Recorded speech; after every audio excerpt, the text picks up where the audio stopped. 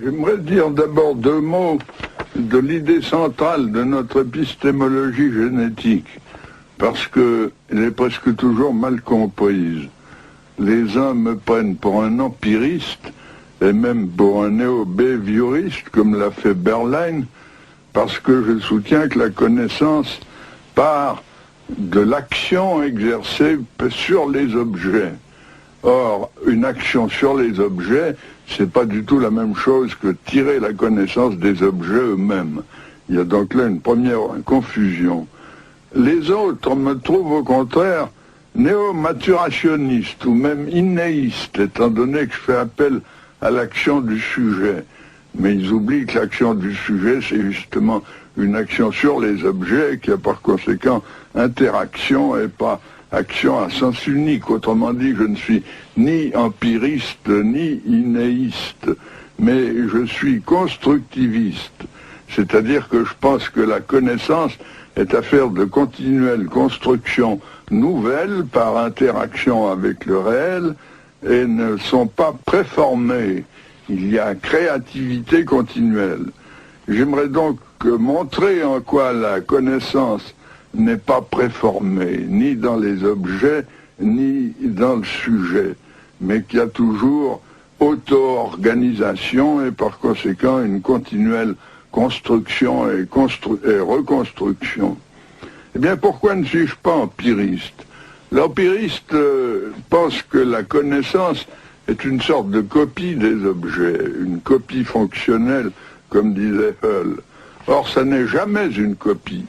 Elle est toujours une assimilation, c'est-à-dire une interprétation par intégration de l'objet dans des structures antérieures du sujet.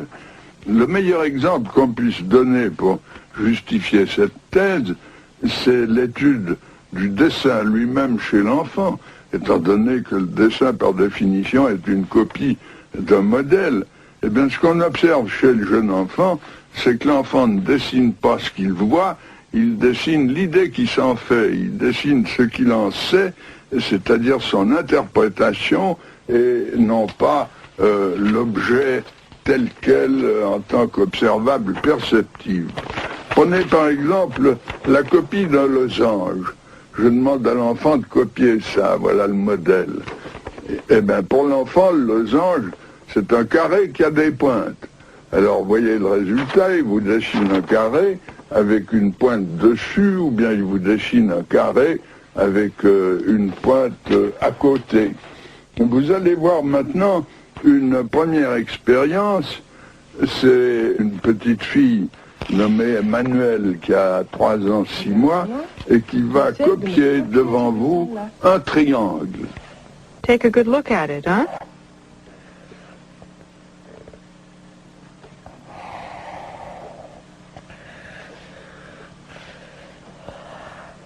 Like that. Like that? And then the corners here. Little what? Little points here, see? Yes. Ce triangle, elle le conçoit comme une sorte de carré auquel elle rajoute 3 pointes. Des pointes qui sont d'ailleurs arrondies et pas pointues, mais qui représentent dans son esprit, elle le dit, 3 pointes. Autrement dit, critique de l'empirisme, la connaissance n'est jamais uniquement moulée sur les observables, elle ne consiste pas en observables purs, mais toujours en interprétation par assimilation à des structures préalables. D'autre part, pourquoi ne suis-je pas innéiste ou a prioriste? Eh bien, prenez l'histoire des sciences. Toute l'histoire des mathématiques est une construction continuelle. En partant des nombres naturels, 1, 2, 3, 4, il a fallu des siècles pour construire l'ensemble des nombres entiers avec les négatifs. En partant des rationnels, il a fallu attendre jusqu'à Pythagore pour découvrir les irrationnels. Ça signifie que ces connaissances ont été construites. Elles ne sont pas préformées. Si on les croyait préformées, comme le pense Chomsky avec sa candeur biologique, eh bien, il faudrait penser que les mathématiques sont déjà là d'une manière implicite ou innée chez le bébé, mais pas seulement chez le bébé, chez l'animal. Il faudrait remonter jusqu'aux invertébrés et aux protozoaires pour y voir la source des mathématiques. En réalité, les mathématiques, chez l'enfant, on y assiste d'un jour à l'autre, sont sans cesse construites par les actions du sujet. Elles procèdent à partir de la coordination des actions du sujet, de la logique de l'action du sujet. Et alors, de ce point de vue, il lui faut tout construire. Et même les choses qui nous paraissent les plus évidentes pour nous, il doit les construire. Je vous donnerai un petit exemple, ou plutôt vous allez assister à l'expérience avec un enfant. On montre à un enfant une ficelle qui présente cette configuration. On lui demande ce qui se passe si on tire de ce côté-là. Ben, il comprend très bien que si on allonge de ce côté, on va raccourcir de ce côté. Apparemment, il a tout compris. Mais si vous lui demandez est-ce que la longueur totale est la même dans les deux figures, ou bien la même que dans l'objet témoin que vous allez voir dans l'expérience qu'on va faire à l'instant, eh bien, il nie la conservation. Ça n'est pas la même longueur totale. Quand même, il a compris une partie de la transformation. Eh bien que même une conservation aussi élémentaire ne soit construite que vers 7 ou 8 ans, vous montre combien il y a d'écart entre l'inné d'un côté et puis ce qui est peu à peu élaboré, construit, organisé par le sujet. There. So cut it. So we cut it. If we cut it there, will it be just as long? Yes. Is that okay? There. Now listen to me. Now the two strings are just as long? Okay, now this one we'll leave here. Now then, listen to this. If I pull this string like this, what's going to happen? This one will be big, and that one will be little. Where will it be little? There. And where will it be big? There. Okay, there it will be big, and here it will be little. Okay, so shall we do it? Yes. There. Is that right? Good. Now tell me this. This string from this end to this end, is it still just as long as that one, or is it not just as long as that one? Not just as long as that one. It is not just as long as that one. Okay. And what if we put this one back as it was before? How will it be if we pull here again? This one will be like this one. This one will be like this one. And where will the big part be? There. Yes, and where will the little part be? There. Okay, so we pull like that. And now the string from this end to that end, is it just as long as that one? Yeah. Yes? Yeah. Okay. And if we pull again, there, like that, are they just as long, both of them? No. No. Disons maintenant quelques mots des structures opératoires. J'entends par là des systèmes de transformation exécutés par le sujet, donc le prolongement des actions du sujet, mais de transformations qui peuvent se composer entre elles et donner un système fermé. Exemple, une classification ou bien une sériation dont vous verrez tout à l'heure un exemple expérimental, ou bien une table à double entrée ou tout ce que vous voulez. Et pour ce qui est des opérations, je les définirai comme des transformations ou actions du sujet et qui peuvent être retournées, qui sont réversibles. Exemple, l'addition dont l'inverse est la soustraction. Or, nous avons étudié longuement les structures dès les stades des avant le langage et à partir du langage. Une objection continuelle qu'on nous fait, et surtout chez les anglo-saxons, c'est que la structure n'existe que dans l'esprit de l'observateur, du psychologue, et que la structure n'est pas comme telle dans l'esprit de l'enfant. Eh bien, à cela, j'ai une réponse qui me paraît bonne, c'est que je définis la structure comme étant ce que l'enfant sait faire et non pas ce qu'il en pense. Il ne fait pas du tout lui-même une théorie de la structure, bien entendu, mais il exécute des actions et nous constatons, nous, que ce qu'il sait faire dans ces actions est bien coordonné et surtout que cela lui permet d'en tirer par déduction des conséquences auxquelles il n'avait pas pensé, comme nous allons le voir tout à l'heure à propos de la sériation.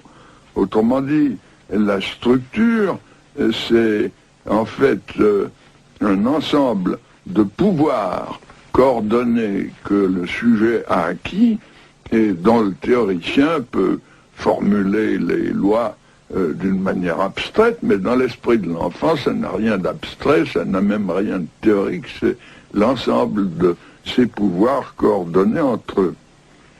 Nous allons constater, d'abord voir comment se constitue une structure qu'est la sériation. Yes. They're like stairs, aren't they? Okay. I'm going to give you these sticks here, and you try to put them together so they make stairs. Okay? Put them there, okay? Good. I'm spreading them out a little bit. Les jeunes enfants, antérieurement aux opérations, au niveau préopératoire, se bornent à faire des couples, des petits et des grands. Et le premier des sujets que vous allez voir, Barbara, à 3 ans, 6 mois, ne se borne à disposer ses bâtons qu'en petits et en grands. Little ones go there. The little ones go there? And the big ones? There. Well then, put them... Can you show me once again, a little louder? The big one's here, the big one's here, the big one's here, the big one's here, the little one's here. Yes, that's fine. You put the big ones here and then the little ones here. That's fine. Yes, that's fine. You put the big ones here and then the little ones here. That's fine.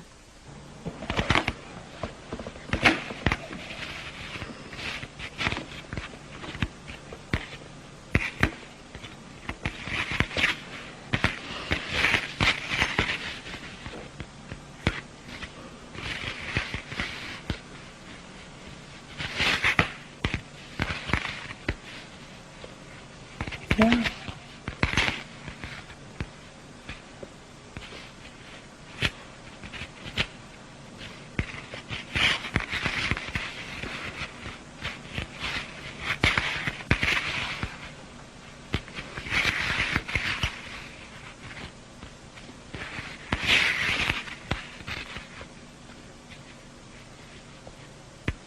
Mathieu, qui a 6 ans, 5 mois, aboutit par tâtonnement, par essai-erreur, à une sériation correcte, en partant du plus grand pour arriver au plus petit. Il n'a pas un programme au moment où il commence à construire sa série. Il se rapproche donc de la structure sans l'avoir encore atteinte. You do it. We just have to take the littlest one right up to the biggest one. Where's the littlest one? This one. This one? And the biggest one? This one? Yes. First I'm going to stand them all up and see which one is the biggest.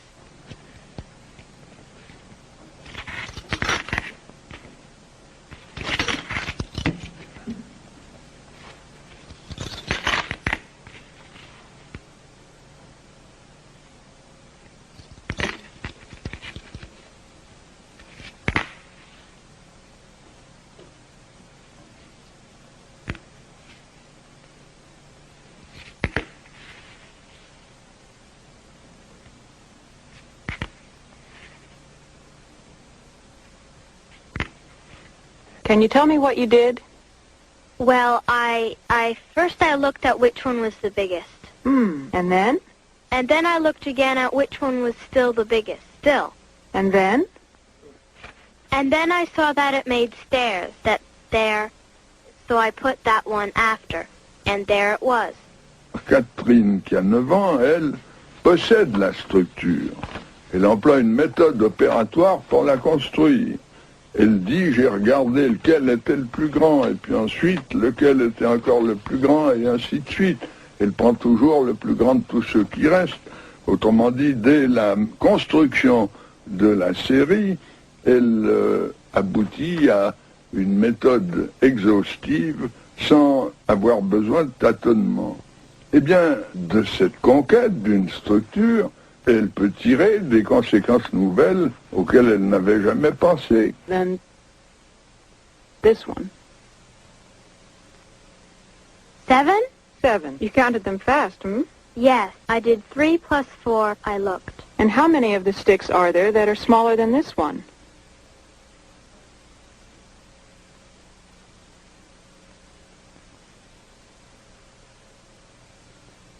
7 again. 7 again. How do you know? Because you didn't count. I didn't count. But it's easy to know because there are 7 in this direction. And it's easy that there are 7 in the other because that's the same. It's the same thing. Comme vous venez de voir, on lui demande combien il y a d'éléments plus grands que le plus petit, et elle les compte. Et ensuite on cache et on lui demande combien il y a d'éléments plus petits que le plus grand. Elle n'a pas besoin de les compter, elle déduit tout de suite que ce sont les mêmes, et elle répond 7 comme elle avait compté 7 dans l'autre sens. Ben, vous voyez ici la structure qui n'est pas simplement une construction d'une organisation sériale, mais qui en tire des conséquences auxquelles l'enfant n'avait jamais pensé puisqu'on ne lui avait jamais posé cette question. Autrement dit, la structure est source de pouvoir déductif, et tout en étant essentiellement, comme je l'ai dit à l'instant, l'ensemble de ce que l'enfant sait faire et non pas l'idée qu'il s'en fait.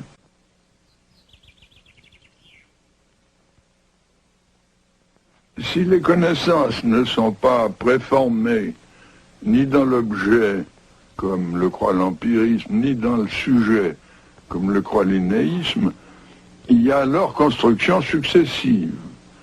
Et le développement de l'intelligence, à cet égard, apparaîtra comme une série de constructions qui prolonge l'embryogenèse, qui prolonge l'épigénèse, la formation de l'organisme lui-même. Et ces constructions successives, et par le fait même qu'elles sont successives, marquent alors une série de paliers hiérarchiques que nous appellerons des stades. Et en gros, nous pouvons, des stades, ou si vous préférez, des niveaux. En gros, nous pouvons distinguer 4 grands stades. Les premiers se manifestent avant le langage, c'est le niveau de l'intelligence sensorimotrice. Ensuite, c'est le niveau des premières représentations avec l'aide du langage, mais sans encore atteindre les opérations au sens que nous avons défini tout à l'heure. Ce sera la période préopératoire, dont vous venez de voir des exemples à propos de la sériation avant que l'enfant atteigne l'opération. Ensuite, nous avons le niveau des opérations que nous appellerons concrètes parce qu'elles portent sur des objets manipulés ou manipulables pour l'enfant. Et puis finalement, il y a un niveau supérieur où l'enfant peut raisonner sur des hypothèses aussi bien que sur des objets et que nous appellerons les opérations formelles. Eh bien, pour étudier ces stades, nous présentons à l'enfant des séries de petits problèmes. Problèmes de série, comme on l'a vu, problèmes de volume, comme vous allez le voir dans des expériences tout à l'heure. Mais ces problèmes sont absolument nouveaux pour l'enfant. Il n'y a jamais réfléchi. Avant de se trouver face à un psychologue, s'était jamais posé ces questions-là.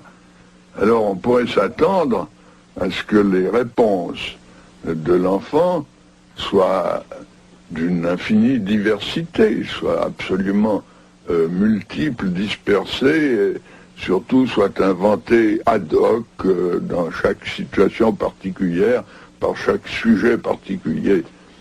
Eh bien, ce qui est au contraire d'étonnement est d'étonnant, et cet étonnement, je l'ai depuis 50 ans que je travaille dans ce domaine, ce qu'il y a d'extraordinaire, c'est qu'aux mêmes âges, des enfants d'un même milieu, j'entends par milieu la collectivité adulte, les enfants d'un même âge, en gros, donnent toujours les mêmes réponses.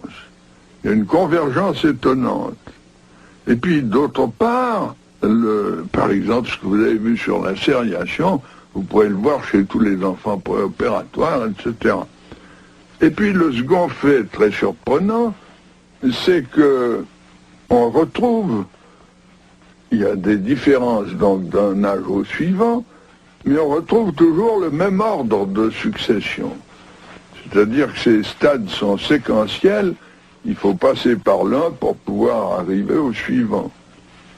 Bien entendu, les âges peuvent varier d'un milieu social à un autre, et on a fait de multiples expériences de psychologie comparée dans des sociétés toutes différentes des nôtres. On a étudié nos stades en Afrique, on les a étudiés chez les Indiens d'Amérique du Nord, en Asie, etc. C'est toujours la même succession. Les âges peuvent varier suivant le milieu. Prenons un exemple de variation, ce sont les recherches faites en Iran. Chez les petits écoliers de Téhéran, les âges sont les mêmes que chez les petits écoliers de Genève. Tandis que les mêmes questions posées à de petits analphabètes de la campagne ou de la montagne donnent des réponses qui sont en retard d'environ 3 ans par rapport aux citadins et aux scolarisés, mais l'ordre de succession est toujours le même, c'est-à-dire qu'on retrouve les mêmes stades. Alors, ces stades, j'aimerais les illustrer en vous montrant la succession des réactions en face d'un problème qui est le problème de reproduire un volume avec une maison, un édifice dont la base change. We'll say it's the ocean, this blue cardboard. Huh? We'll say it's the ocean. You know the ocean? Have you ever seen the ocean? And in the ocean we put some islands. They're islands. Oh, yes. Okay? Yes. A big one. A big one, yes. And on one island we built a house. You see, it just fits on the island. It's built on the whole island, but it doesn't go off it. Now, what I'd like for you, with these blocks, you build a house, too, on that island here. On the whole island, but without going off it, And I'd like that house to have just as much room as this one here. Okay. Do you understand? Just as much room as in this one. More? Just as much. Okay? Go ahead.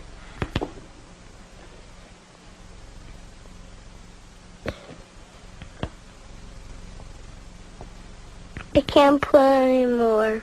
Yes, yes, that's fine.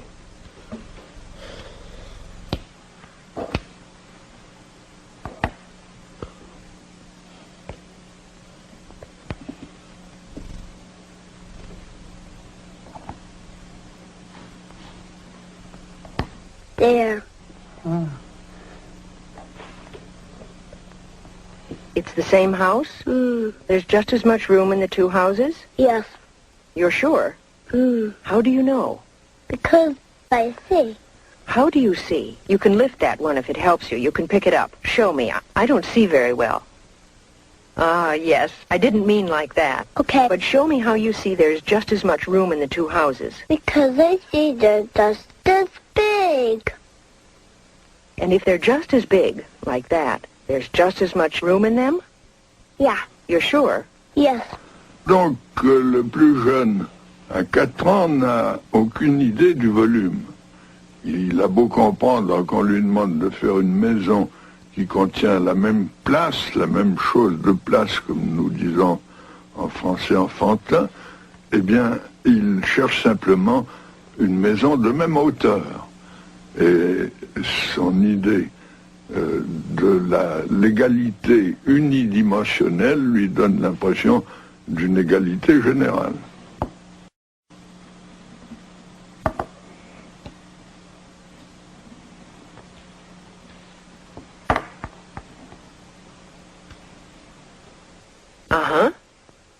So there has to be just as much room in the house you build as in that one. Higher still? Whatever you want, whatever you think. Do you think there's just the same room, or is there more room here or more here? More room there. Ah, so you have to make more room. You have to build some more. You have to go up higher. There has to be just as much room.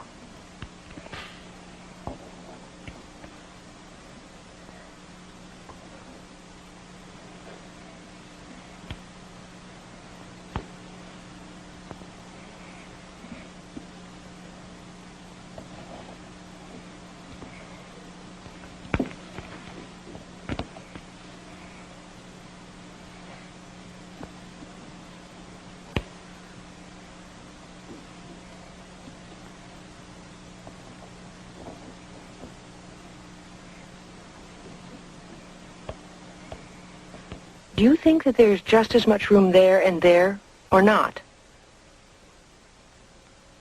No, because there it's thinner. Aha, very good. So what would you have to do to have just as much room? Make it bigger. Then make it bigger. On this side? Hey, can you build in water? No. So how can you make your house bigger? I don't know.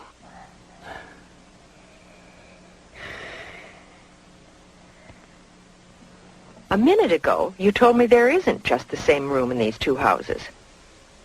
No. Where is there more room? Here. Okay, so you have to make more room in the other house. Yeah. So how can you do it? I'll give you some blocks and you build some more. On top, then? Yes? You want to? Yeah. Okay, go ahead.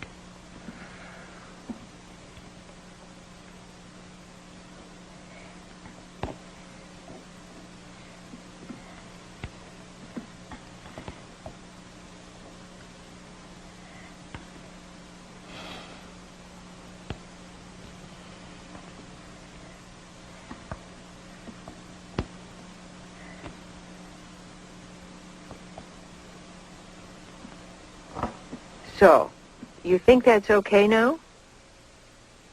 A little bit more. A bit more? Go ahead.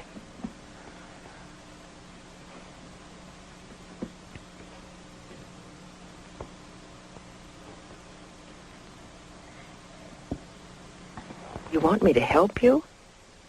I'm not very good at it, but there. You want to put some more, or do you think that's enough? That's enough. That's enough? There's just as much room now in the two houses? Yes. How do you know that? Can you tell me how you know? No. But you're sure that there's just as much room, or not absolutely sure? Not absolutely. Not absolutely sure. Why do you think that there's just as much room? What makes you think that? Because it's high enough. Hésite au contraire beaucoup, ce qui est probablement l'indice qu'elle change de stade. Elle dépasse la hauteur du modèle. Elle comprend que le même volume, c'est pas la même hauteur. Mais elle n'a aucune certitude, elle dépasse cette hauteur simplement par des compensations qualitatives sans le moindre essai de mesure.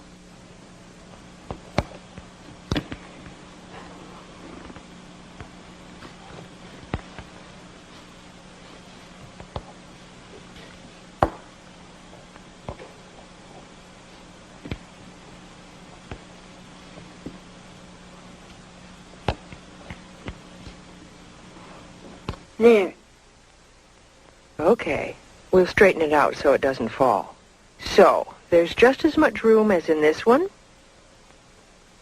I think so. I'd like you to be sure.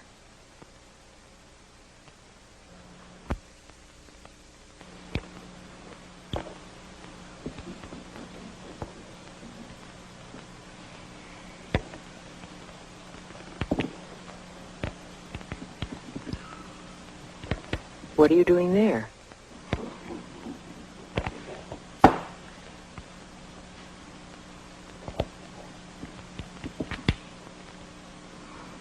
There, I'm sure. That way you're sure? Okay. How are you sure? What did you do there to be sure? Well, that's exactly the right size of a square. Yes. So if it's that high, that makes that, the size of the square more. Yes. So that's better. So what you're saying, if I got it right, it's just as high No, it's more. at first, and then it's the same size as the square on top? Yeah. Is that it? Yeah. That's what you meant? Okay, and that's how you're sure that there's just as much room? Yes. 6 ans et demi, au contraire, vous montre un début de mesure. Il comprend que le dépassement de la hauteur du modèle est nécessaire, et il n'y a à cet égard plus de problème pour lui, mais il fait des compensations quantitatives qui demeurent insuffisantes. Il mesure en cube unité, un point c'est tout.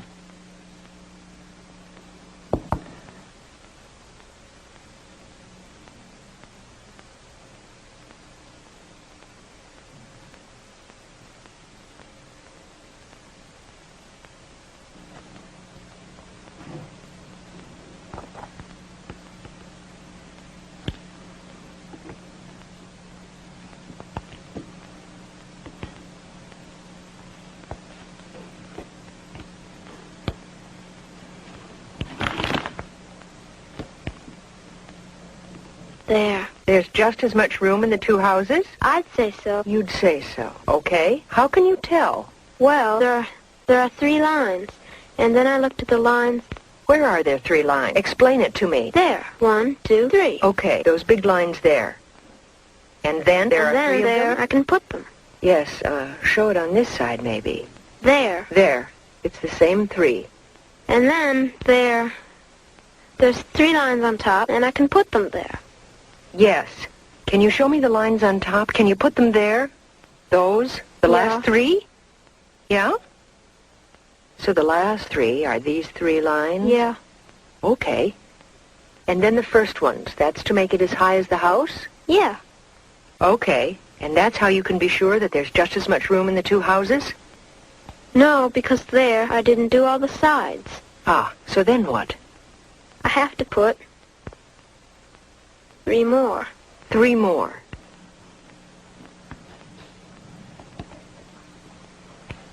There.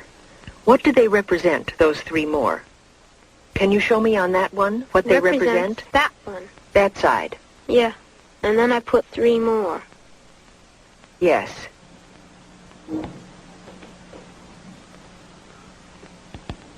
They represent this side. So now you have which ones that are done? That one, that one, that one. I only have to do that one. Okay.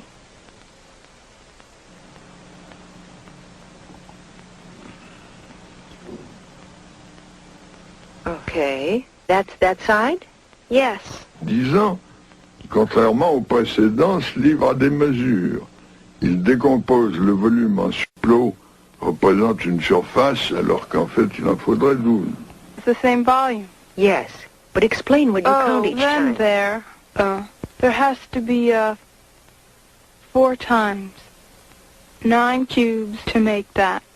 4 times 9 cubes. Because 9 cubes, what does that represent? Well, the surface of that. A slice. Yes. Show me the slice.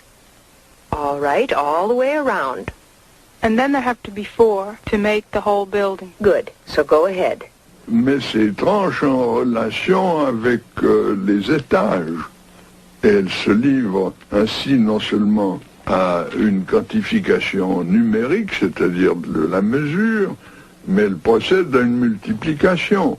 9 par tranche, 4 étages, ça fait 36 plots pour donner le même volume. Le problème est donc résolu, et comme vous voyez, il a été résolu par des étapes qu'il est facile de caractériser, et étapes que nous retrouvons d'une manière très générale partout où nous étudions cette même épreuve avec la même technique. You count 3 times 4. Is that it? Yeah. Le premier effet frappant dans le développement des connaissances, c'est évidemment leur créativité continuelle. À avoir tout ce que le bébé, avant le langage, pendant les 18 premiers mois de l'existence, arrive à construire dans le domaine de l'objet permanent, de l'espace, du temps, de la causalité, etc., on est stupéfait de ce nombre de constructions spontanées qui ne sont évidemment pas dictées par l'adulte. De même, la construction des structures opératoires dont nous avons parlé tout à l'heure. Le deuxième fait frappant, c'est la régularité et la généralité des stades de ces constructions dans leur succession. Comme je le disais, on retrouve partout les mêmes stades et les mêmes successions.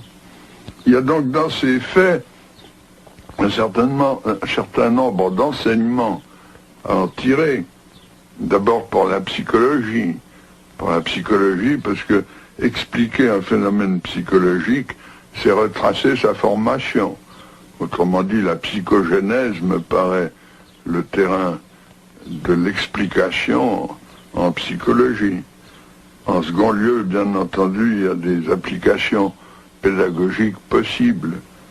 En troisième lieu, il y a un grand enseignement épistémologique, c'est-à-dire qu'en voyant comment la connaissance se construit, nous comprenons mieux sa nature. Et nous sommes en train, avec mon collègue Garcia, qui est un grand physicien, de chercher, d'écrire un volume ensemble et de chercher les mécanismes communs entre la construction des connaissances élémentaires chez l'enfant et la construction des connaissances en général dans l'histoire des sciences. Et ces mécanismes communs, on en trouve pas mal. Pensez aux notions de conservation, aux structures opératoires, aux modes d'abstraction, etc. Par ailleurs, nous continuons naturellement nos recherches. Nous sommes loin d'avoir terminé ces explorations. Nous étudions en ce moment comment une connaissance qui vient d'être acquise peut s'ouvrir sur de nouvelles possibilités, engendrer des nouvelles connaissances. Et nous étudions par ailleurs comment ces nouvelles connaissances finissent par devenir nécessaires, c'est-à-dire comment s'élabore la nécessité logique et logico-mathématique.